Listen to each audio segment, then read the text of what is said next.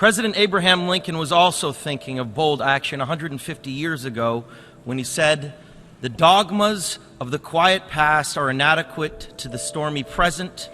As our case is new, so we must think anew and act anew.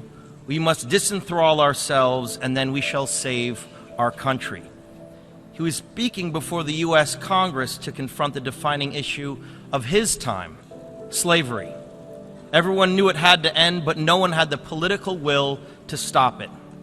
Remarkably, his words ring as true today when applied to the defining crisis of our time, climate change. As a UN messenger of peace, I have traveled all over the world for the last 2 years documenting how this crisis is changing the natural balance of our planet. I have seen cities like Beijing choked by industrial pollution, ancient boreal forests in Canada that have been clear-cut, and rainforests in Indonesia that have been incinerated. In India, I met farmers whose crops have been literally washed away by historic flooding.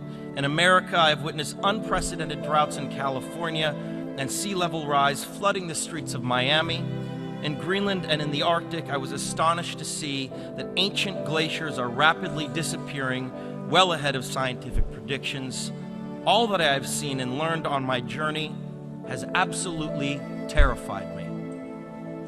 There is no doubt in the world scientific community that this is a direct result of human activity and that the effects of climate change will become astronomically worse in the future.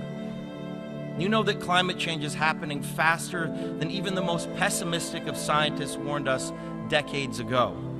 It has become a runaway freight train, bringing with it an impending disaster for all living things. Now think about the shame that each of us will carry when our children and grandchildren look back and realize that we had the means of stopping this devastation, but simply lacked the political will to do so. Our planet cannot be saved unless we leave fossil fuels in the ground where they belong. Massive change is required right now, one that leads to a new collective consciousness, a new collective evolution of the human race, inspired and enabled by a sense of urgency from all of you. We all know that reversing the course of climate change will not be easy, but the tools are in our hands if we apply them before it is too late. Now is the time for bold, unprecedented action. It is time to ask each other, which side of history will you be on?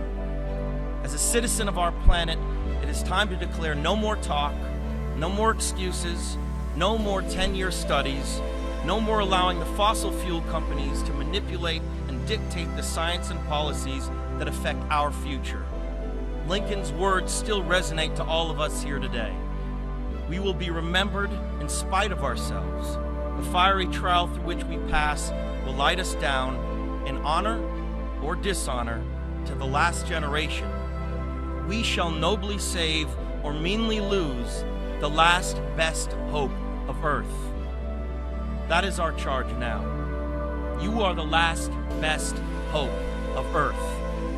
We ask you to protect it, or we and all living things we cherish are history.